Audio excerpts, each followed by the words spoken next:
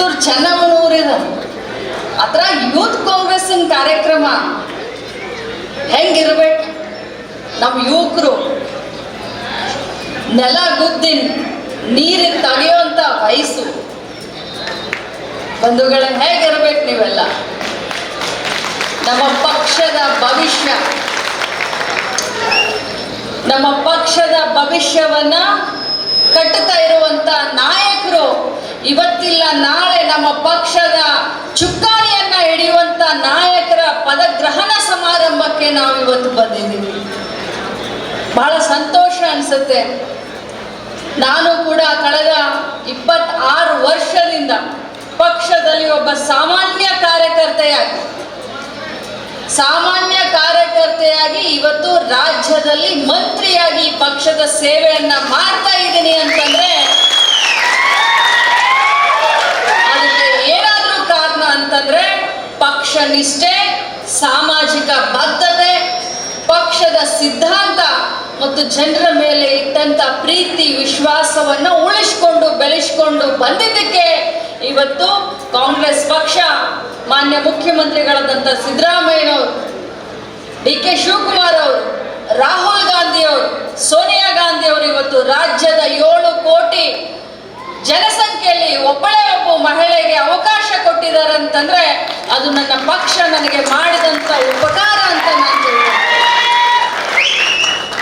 ಇವತ್ತು ಬಂಧುಗಳೇ, ನಮ್ಮ ದೇಶವನ್ನ, ನಮ್ಮ ಗಡಿಯನ್ನ ಕಾಯಲಿಕ್ಕೆ ನಾವು ಯಾರನ್ನ ಆರಿಸ್ತೀವಿ ಅಂತಂದ್ರೆ ಬಿಸಿ ರಕ್ತ ಇರುವಂತ 19 ವಯಸ್ಸಿನಿಂದ 25 ವರ್ಷದ ಯುವಕರನ್ನ ನಮ್ಮ ದೇಶದ ಗಡಿಯನ್ನ ಕಾಯಿರಿ, ರಕ್ಷಣೆ ಮಾಡ್ರಿ ನಮ್ಮ ದೇಶವನ್ನ ಅಂತ ನಾವು ಆರಿಸ್ತೀವಿ. ಅಷ್ಟು ನಮಗೆಲ್ಲರಿಗೂ ಕೂಡ ಯುವಕರ ಮೇಲೆ ಒಂದು ಭರವಸೆ. ಯುವಕರ ಶಕ್ತಿನೇ ನಮ್ಮ ದೇಶದ ಶಕ್ತಿ. ಅದೇ ರೀತಿ ಯೂತ್ ಕಾಂಗ್ರೆಸ್ನ ಶಕ್ತಿಯೇ ಕಾಂಗ್ರೆಸ್ ಪಕ್ಷದ ಶಕ್ತಿ ಅಂತ ಬಹಳ ಗಟ್ಟಿ ಧ್ವನಿಯಲ್ಲಿ ಹೇಳಲಿಕ್ಕೆ ಬಯಸ್ತೇನೆ. ಇವತ್ತು ನಮ್ಮ ತತ್ವ, ನಮ್ಮ ಸಿದ್ಧಾಂತ, ನಮ್ಮ ತತ್ವ ಗಾಂಧಿ ತತ್ವ ಅಂತ ಹೇಳಿದ್ರು ಮಂಜುನಾಥ್ ಗೌಡ್ರು. ಅದು ಬರೀ ಭಾಷಣಕ್ಕೆ ಸೀಮಿತ ಅಲ್ಲ, ನಿಜವಾದ ಅರ್ಥದಲ್ಲಿ ನಮ್ಮ ಕಾಂಗ್ರೆಸ್ ಪಕ್ಷದ ತತ್ವ ಏನಪ್ಪಾ ಅಂತಂದ್ರೆ ಅದು ಗಾಂಧಿ ತತ್ವ, ಅದು ಬಸವಣ್ಣನ ತತ್ವ. ನಾವು ಯಾವುದೇ ಜಾತಿಯನ್ನ ಮಾಡೋದಿಲ್ಲ, ಮೇಲು ಕೀಳು, ಬಡವರು ಬಲ್ಲಿಗರು ಎಲ್ಲರನ್ನು, ಎಲ್ಲ ಜಾತಿ ಎಲ್ಲರನ್ನು ಜೊತೆಯಲ್ಲಿ ಸಮಾನತೆಯಿಂದ ಮುಂದೆ ಕರ್ಕೊಂಡು ಹೋಗುವಂತ ಪಕ್ಷ ಕಾಂಗ್ರೆಸ್ ಪಕ್ಷ. ಅದೇ ಗಾಂಧಿ ತತ್ವ, ಅದೇ ಬಸವಣ್ಣನವರ ತತ್ವ. ಇನ್ನು ನಮ್ಮ ಸಿದ್ಧಾಂತ ಡಾಕ್ಟರ್ ಬಾಬಾ ಸಾಹೇಬ್ ಅಂಬೇಡ್ಕರ್ ಅವರು ಬರೆದು ಕೊಟ್ಟಂತ ಸಂವಿಧಾನವೇ ನಮ್ಮ ಸಿದ್ಧಾಂತ ಅಂತ ಹೇಳಿದ್ರು. ಎಂತ ಅರ್ಥಗರ್ಭಿತವಾದಂತ ಮಾತುಗಳು. ಬರೀ ನಾವು ಭಾಷಣಕ್ಕೆ ಅಷ್ಟೇ ಸೀಮಿತ ಇಟ್ಕೊಳ್ಳೋದು ಬೇಡ. ಇವತ್ತು ನನಗೆ ಮೃಣಾಲ್ ಬೇರೆ ಅಲ್ಲ, ರಾಹುಲ್ ಬೇರೆ ಅಲ್ಲ, ಮಂಜುನಾಥ್ ಬೇರೆ ಅಲ್ಲ, ಅಥವಾ ಇಲ್ಲಿ ಕುಳಿತಂತ ಪ್ರತಿಯೊಬ್ಬ ಯುವಕರು ಬೇರೆ ಅಲ್ಲ. ನೀವೆಲ್ಲರೂ ನನ್ನ ಮಕ್ಕಳಿಂದ ಹಾಗೆ ಅಂತ ಹೇಳಲಿಕ್ಕೆ ಬಂದಿದೆ. ಇವತ್ತೊಂದು ಸಾಮಾಜಿಕ ಬದ್ಧತೆ ಇಟ್ಕೊಂಡ್ರೆ ಒಂದು ರಾಜಕಾರಣದಲ್ಲಿ ನಾವೆಲ್ಲರೂ ಬರಬೇಕು. ಎಲ್ಲರಿಗೂ ಒಂದೇ ದಿನ MLA ಸ್ಥಾನ, ಜಿಲ್ಲಾ ಪಂಚಾಯತು, ತಾಲೂಕ್ ಪಂಚಾಯತು ಒಂದೇ ದಿನಕ್ಕೆ ಮುಖ್ಯಮಂತ್ರಿ, ಮಂತ್ರಿ ಆಗ್ಲಿಕ್ಕೆ ಸಾಧ್ಯ ಇಲ್ಲ. ಆದ್ರೆ ರಾಜಕಾರಣಕ್ಕೆ ಬಂದಾಗ ಸಾಮಾಜಿಕ ಬದ್ಧತೆ, ಕಾಳಜಿ ಅಂತ ಹೇಳಿದೆ. ನಾನು ಒಂದು ಗುರಿಯನ್ನ ಇಟ್ಕೊಂಡು ಬನ್ನಿ ರಾಜಕಾರಣಕ್ಕೆ. ಸತೀಶಣ್ಣ ಜಾರಕಿಹೊಳಿ ಅವರು ಬಹಳಷ್ಟು ಅರ್ಥಪೂರ್ಣವಾಗಿ ಹೇಳಿದ್ರು, ನೀವು ಬ್ಯಾನರ್ ಹಚ್ತೀರಿ, ಬ್ಯಾನರ್ನಲ್ಲಿ ಬೇರೆಯವರು ನಿಮ್ಮ ಫೋಟೋ ಹಾಕಿ ಬ್ಯಾನರ್ ಹಚ್ಚುವಷ್ಟರ ಮಟ್ಟಿಗೆ ನೀವು ಬೆಳೀರಿ ಅಂತ ಸಂದೇಶವನ್ನ ಕೊಟ್ಟು ಹೋದ್ರು. ಅದು ಏನು, ಯಾಕೆ ಅವ್ರು ಹಂಗೆ ಮಾತಾಡಿದ್ರು, ಅದ್ರ ಬಗ್ಗೆ ಸ್ವಲ್ಪ ವಿಚಾರ ಮಾಡಬೇಕು ನೀವು. ಏನು ಅಂತಂದ್ರೆ ಮುಂಬರುವಂತ ಗ್ರಾಮ ಪಂಚಾಯಿತಿ ಇಲೆಕ್ಷನ್ ಇಂದ ನಿಮ್ಮ ರಾಜಕೀಯ ಭವಿಷ್ಯದಲ್ಲಿ ಹೆಜ್ಜೆ ಇಡ್ರಿ. ಗ್ರಾಮ ಪಂಚಾಯಿತಿ, ತಾಲೂಕ್ ಪಂಚಾಯಿತಿ, ಜಿಲ್ಲಾ ಪಂಚಾಯಿತಿ, ಪಟ್ಟಣ ಪಂಚಾಯಿತಿ, ನಗರಸಭೆ ಬಹಳಷ್ಟು ಸ್ಥಾನಮಾನಗಳು ಸಿಗ್ತಾವೆ. ಆದ್ರೆ ಇಲೆಕ್ಷನ್ ಒಂದೇ ನಮ್ಮ ರಾಜಕೀಯ ಗುರಿಯಾಗಿರಬಾರ್ದು. ಯಾವ ರೀತಿ ನಾವು ಬೆಳಿಬೇಕು ಅಂತಂದ್ರೆ, ಈ ಹುಡುಗನ ಏನಾದ್ರೂ ನಾವು ಗಮನಿಸ್ಲಿಲ್ಲ ಅಂತಂದ್ರೆ ಆ ಹುಡುಗನಿಂದ ನಮಗೆ 100 ಓಟ್ ಕೆಡ್ತಾವೆ ಅನ್ನುವಂತ ಭಯ ನಾಯಕರಲ್ಲಿ ಹುಟ್ಟಬೇಕು. ಆ ಮಟ್ಟಕ್ಕೆ ನೀವು ಲೋಕಲ್ನಲ್ಲಿ ನಿಮ್ಮ ಬೂತ್ನಲ್ಲಿ ನಿಮಗೆ ಹಿಡಿತಾ ಇದ್ರೆ, ನಿಮ್ಮ ಹಳ್ಳಿಗಳಲ್ಲಿ ನಿಮಗೆ ಹಿಡಿತಾ ಇದ್ರೆ ನಾಯಕರು ನಿಮ್ಮ ಮನೆ ಬಾಗಿಲಿಗೆ ಬರ್ತಾರೆ.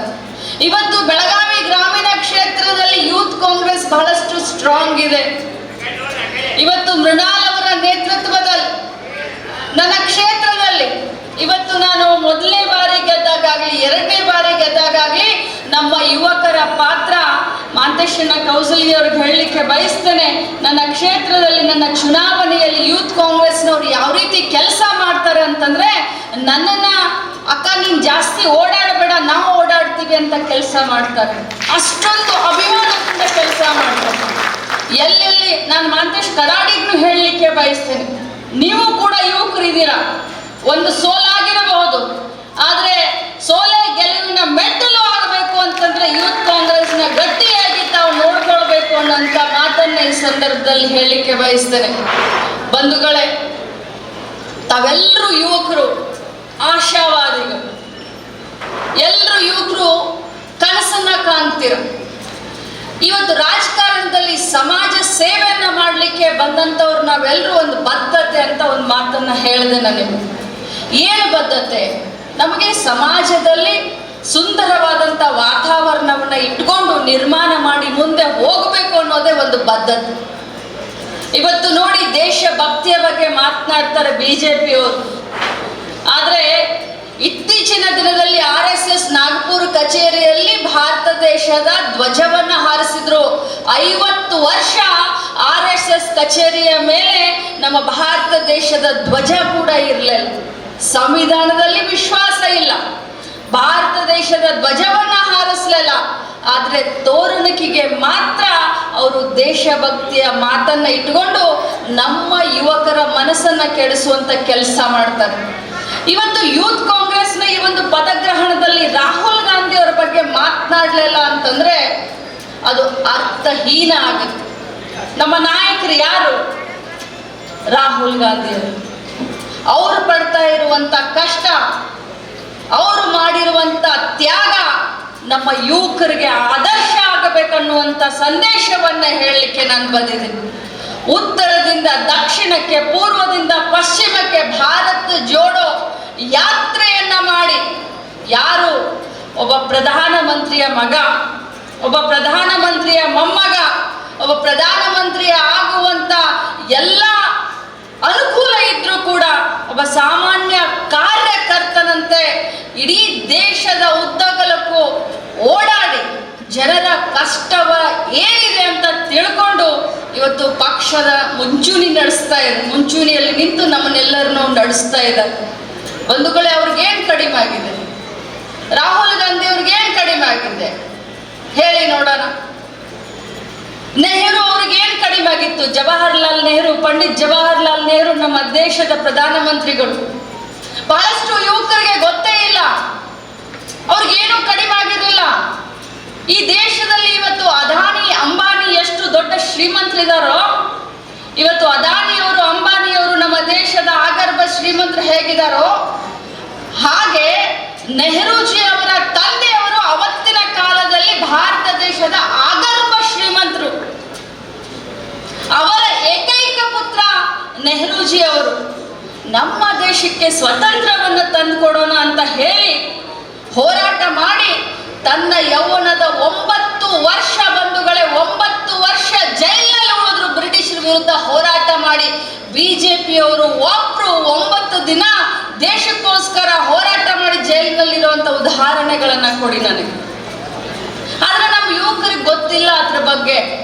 ಇವತ್ತಿನ ವಾಟ್ಸಪ್ ಯೂನಿವರ್ಸಿಟಿ, ಫೇಸ್ಬುಕ್ ಯೂನಿವರ್ಸಿಟಿ, ಮೀಡಿಯಾಗಳು ನಮ್ಮ ಕಾಂಗ್ರೆಸ್ ಪಕ್ಷವನ್ನ, ಗಾಂಧಿ ಫ್ಯಾಮಿಲಿಯ ಬಗ್ಗೆ ಜನರಲ್ಲಿ ತಪ್ಪು ಕಲ್ಪನೆಯನ್ನ, ತಪ್ಪು ಭಾವನೆಯನ್ನ ಕೊಡೋದ್ರಿಂದ ಇವತ್ತು ಮುಗ್ಧ ಯುವಕರ ಮನಸ್ಸು ಕೆಡ್ತಾ ಇದೆ. ಬಂಧುಗಳೇ, ತಮಗೆ ಹೇಳಲಿಕ್ಕೆ ಬಯಸ್ತೇನೆ,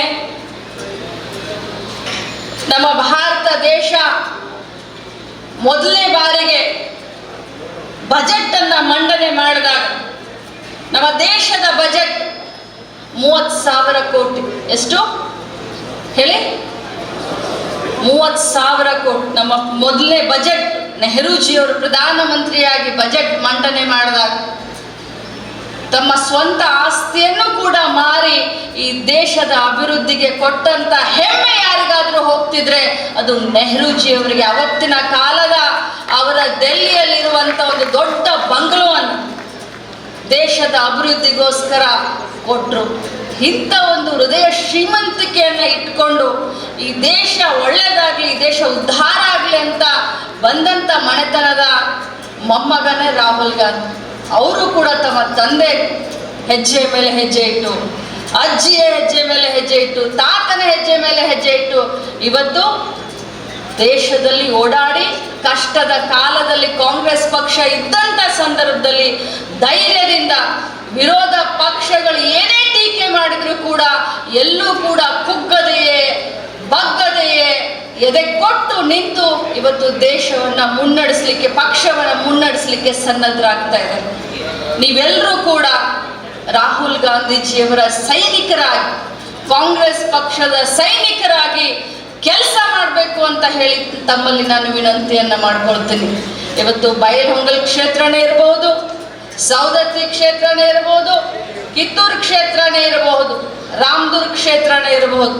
ಪ್ರತಿಯೊಂದು ಕಾಂಗ್ರೆಸ್ ಪಕ್ಷದ ಕಾರ್ಯಕ್ರಮದಲ್ಲಿ ತಮ್ಮನ್ನು ತಾವು ತೊಡಗಿಸ್ಕೊಳ್ಳಿ.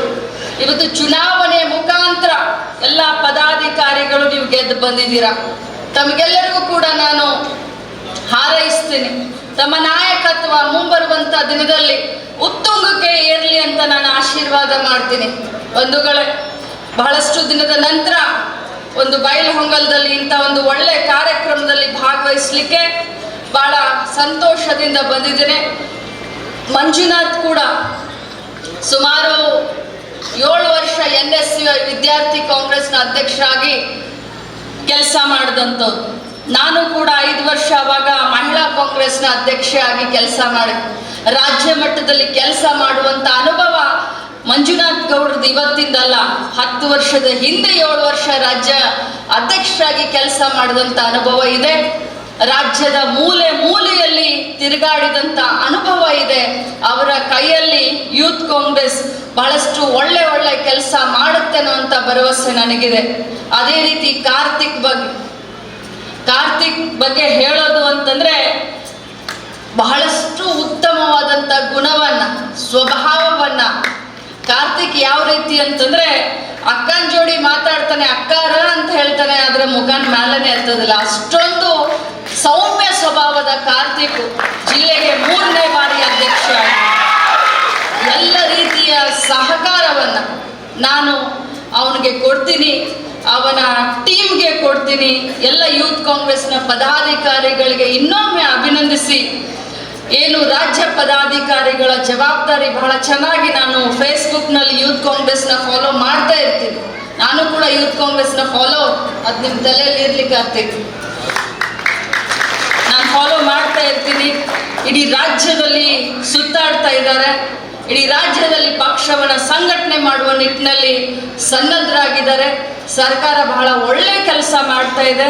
ನನ್ನ ಗ್ಯಾರಂಟಿ ಬಗ್ಗೆ, ಗೃಹಲಕ್ಷ್ಮಿ ಬಗ್ಗೆ ಮಂಜುನಾಥನೇ ಜಾಸ್ತಿ ಮಾತಾಡಿದ್ದಾನೆ. ಅದಕ್ಕೋಸ್ಕರ ಯೂತ್ ಕಾಂಗ್ರೆಸ್ನ ಬಗ್ಗೆ ಮಾತಾಡೋಕ್ಕೆ ನಾನು ವಿಷಯವನ್ನು ತೆಗೆದುಕೊಂಡೆ. ತಮಗೆ ಶುಭವಾಗಲಿ. ಪಕ್ಷ, ಸಂಘಟನೆ, ಸಾಮಾಜಿಕ ಕಾಳಜಿ, ಕಳಕಳಿಯನ್ನು ಇಟ್ಕೊಂಡು ರಾಜಕೀಯದಲ್ಲಿ ತಮ್ಮ ಭವಿಷ್ಯವನ್ನು ಕಟ್ಕೊಳ್ಳಿ ಅಂತ ಹೇಳಿ ನನ್ನ ಮಾತನ್ನು ಮುಗಿಸ್ತೀನಿ.